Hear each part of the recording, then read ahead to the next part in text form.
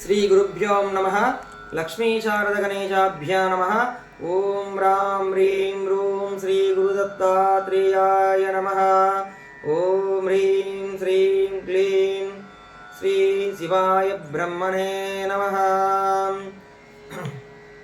ఇప్పుడు విశ్వవసనామ సంవత్సరంలో తులారాశి వారి యొక్క సంవత్సర ఫలితంలో తెలుసుకుందాము.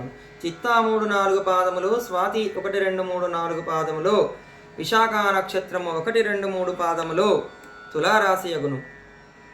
ఈ రాశి వారికి ఆదాయము 11, వ్యయము 5, పూజ్యత 2, అవమానము 2. ఈ రాశి వారికి ఈ సంవత్సరం అంతయు 6వ ఇంట గురువు, ఈ రాశి వారికి 6వ ఇంట గురువు, 9వ ఇంట శని సంచారం వలన అంతా శుభయోగము.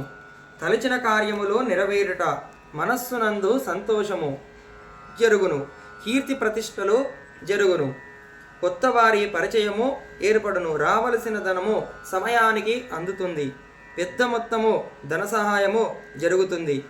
ఇక పిల్లల చదువుకొచ్చేసరికి ప్రత్యేక శ్రద్ధ వహిస్తారు. ఈ రాశివారు అనుకున్న పనులు హడావిడిగా సాగుతాయి.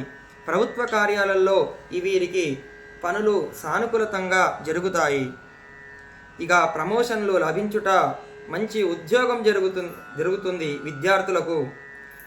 విద్యార్థులకు కూడా మంచి ర్యాంకులు లభిస్తాయి.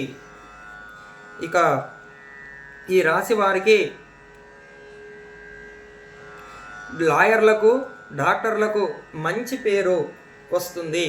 రైతులకు మంచి పంట వస్తుంది. రైతులకు కూడా చాలా దిగుబడులు చాలా బ్రహ్మాండంగా ఉంటాయి. చేయు వృత్తుల యందు చురుకుతనము, స్నేహితులతో కూడి తల్లిదండ్రులతో సేవ చేయుట, పెద్దలతో గౌరవము, కుటుంబంలో తీర్థయాత్రలు చేయుట, మంచి ఆరోగ్యం కూడా కలుగుతుంది.